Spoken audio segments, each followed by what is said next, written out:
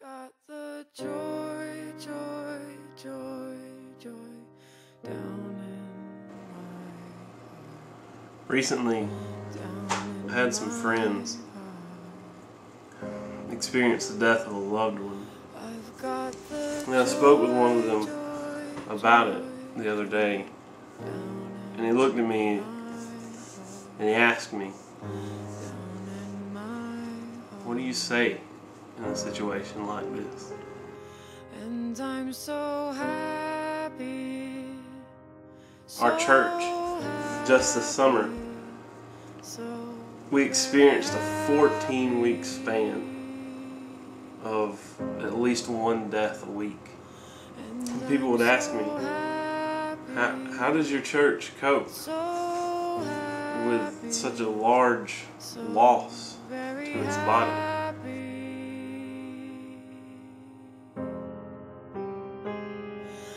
A few days ago, we took time to remember all those that lost their lives in the terrorist attacks on our nation. And I think we wondered back then, were we ever going to be able to recover from such a tragedy?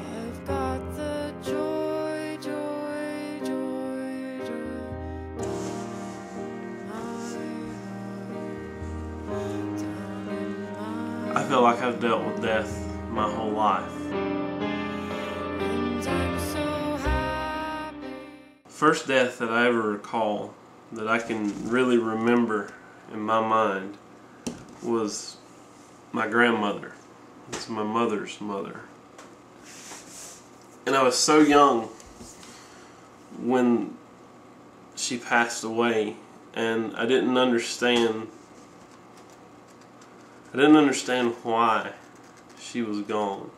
All I can remember is being so sad that she wasn't there anymore, and she wasn't coming back.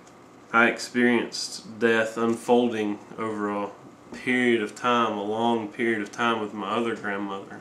I was in a room with her when she had her stroke.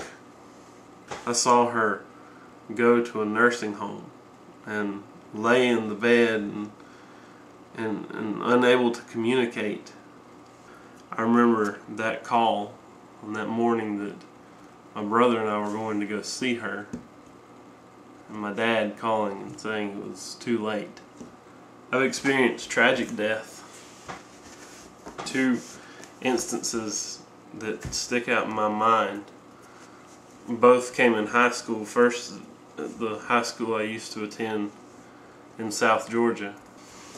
There's a guy, his name was Bo, and I didn't know Bo very well, but I had a lot of mutual friends with Bo. Bo was killed in a car wreck. I remember how much it shook a lot of my friends, and how it affected them, and how much it grieved them. A few years later, I transferred to a different school in Central Georgia, and I played basketball, and three of the guys that I played basketball with were killed in a car wreck. This time it was a little more personal because I knew these guys. I had spent time with these guys. I had played beside these guys, and now I wasn't going to get that opportunity anymore. And I can remember just our small high school then, how big a void 3 lives seemed to leave. I've experienced the unexplainable pain of suicide. I have seen people pass away that I didn't know. I turn on the news and I hear about death all the time in different countries and in our communities, in our state, in our country. Perhaps one of the deaths that has affected me most is the death of my mother. My mother had brain cancer. And as terminal as her diagnosis was, she never feared death. My mother approached death with such a positive outlook. She made the best of every opportunity and every moment that she had. She was not scared of it. She did not shy away from it.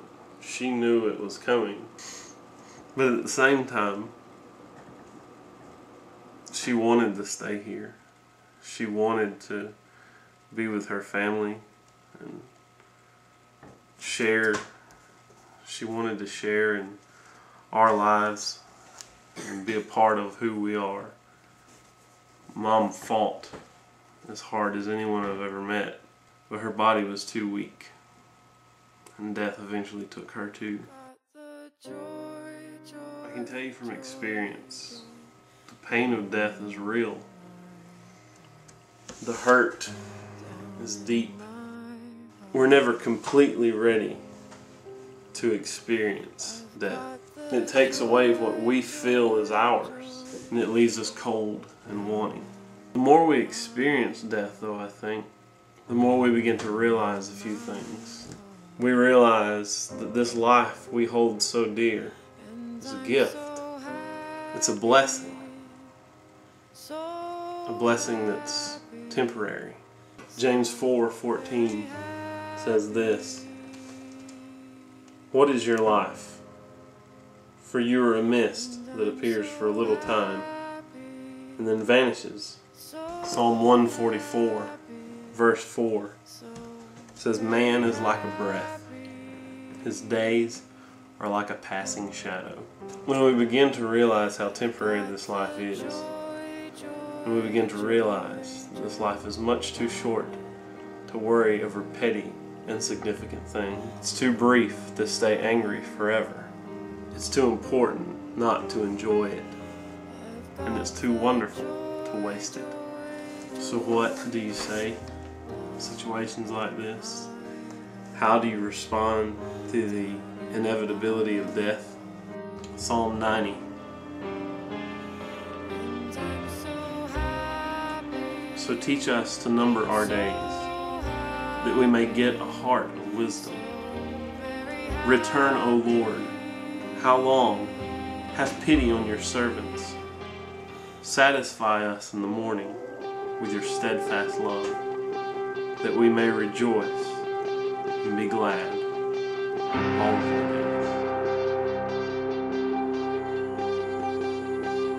days. Hail the sun.